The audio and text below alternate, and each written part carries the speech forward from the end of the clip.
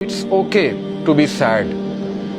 ہر انسان کی زندگی میں کچھ نہ کچھ ایسا ہے کہ اسے غم آئیں گے، اور یہ اللہ نے لائف کی نیچر بھی یہی بتائی کہ الذی خلق الموت والحیات لیبلوکم ایکم احسن عملا، کہ میں دیکھوں گا تم میں سے بہترین عمل والا کون ہے. کہ یہ اندھیرا بھی چھا جاتا ہے اور وہ پورا کا پورا چھا جاتا ہے، لیکن کبھی بھی اندھیرا پورا کا پورا نہیں رہتا ہے. صبح ہوتی ہی ہوتی ہے، کبھی بھی سچویشن سیم نہیں رہتی.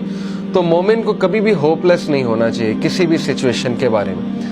ہوپ ہی ایک ایسی چیز ہے نا جو انسان کو زندہ رکھتی ہے. تو اللہ تعالیٰ ہوپ دلا رہا ہے. یہ اللہ کے الفاظ ہیں، یہ کسی انسان کے الفاظ نہیں ہیں کہ اللہ تجھے نہیں چھوڑ سکتا، نہ اللہ تجھ سے ہیٹڈ کرتا ہے. بس یہ اللہ کے کچھ طریقے ہوتے ہیں انسان کو ٹیسٹ کرنے کے لیے، انسان کو کچھ سکھانے کے لیے، کیونکہ یہ دنیا کی زندگی تو ہے ہی بہت ٹیمپرری. اصل میں آخرت کی زندگی ہے، وہاں پہ آپ کا ریوارڈ جمع ہو رہا ہے. اللہ کے ہاں دیر ہو سکتی ہے لیکن اندھیر نہیں ہے. ٹھیک ہے نا، اس کی بہت سی حکمت ہے اس دیر کی.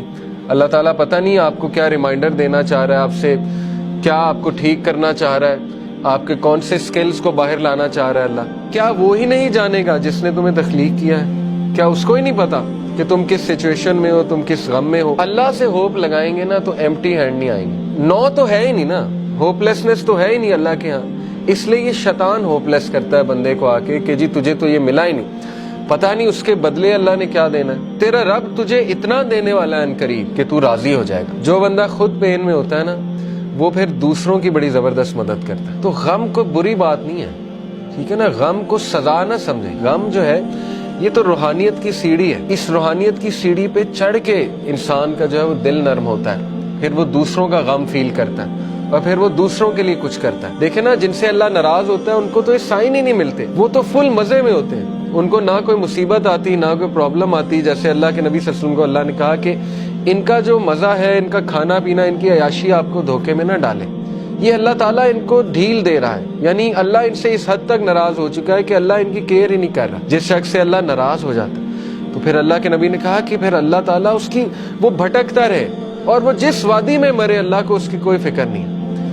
یہ ہے اصل میں وہ شخص بدبخت. اور یہ کون ہے؟ وَلَا تَكُونُوا كَالَّذِينَ نَسُوا اللَّهَ فَأَنسَاهُمْ أَنفُسَهُمْ. کیا تو نے دیکھا اس کو جو اللہ کو بھول گیا تو پھر اللہ نے اس کو اس کا آپ بھلا دیا. اولئک هم الفاسقون، یہی تو فاسق ہے. تو اس لیے یہ مت سوچے کہ اللہ نے آپ کو بھلا دیا. اگر اللہ کسی کو ناپسند کرتا ہے تو اپنے قریب کیوں لائے گا؟ مجھے یہ بتائیں.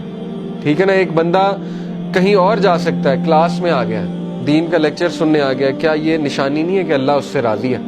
ورنہ تو اللہ تعالیٰ چاہتا اسے کہیں اور لے جاتا، اللہ اس کی کیئر چھوڑ دیتا. اگر ایک بندہ گناہ میں اور وہ دعا کیے جا رہا ہے اللہ سے کہ اللہ مجھے کسی طرح نکال دے اس سے، تو اللہ تعالیٰ اس کو شاید کوئی غم بھیج دے، کوئی ٹیسٹ اور ٹرائل میں ڈال دے اور وہ بندہ اللہ کے قریب آ جائے. اللہ سے امید لگانی ہے، انسانوں سے نہیں. بیچ میں کوئی پھر وہ شرک نہیں ہونا چاہیے، بیچ میں نہیں کوئی ہونا چاہیے اینٹیٹی. ساری کی ساری امید اللہ تعالیٰ سے ہے. پھر آپ دیکھیں اللہ تعالیٰ جلد آپ کو ایسی چیز دے دے گا کہ آپ کا غم اللہ ہلکا کر دے گا.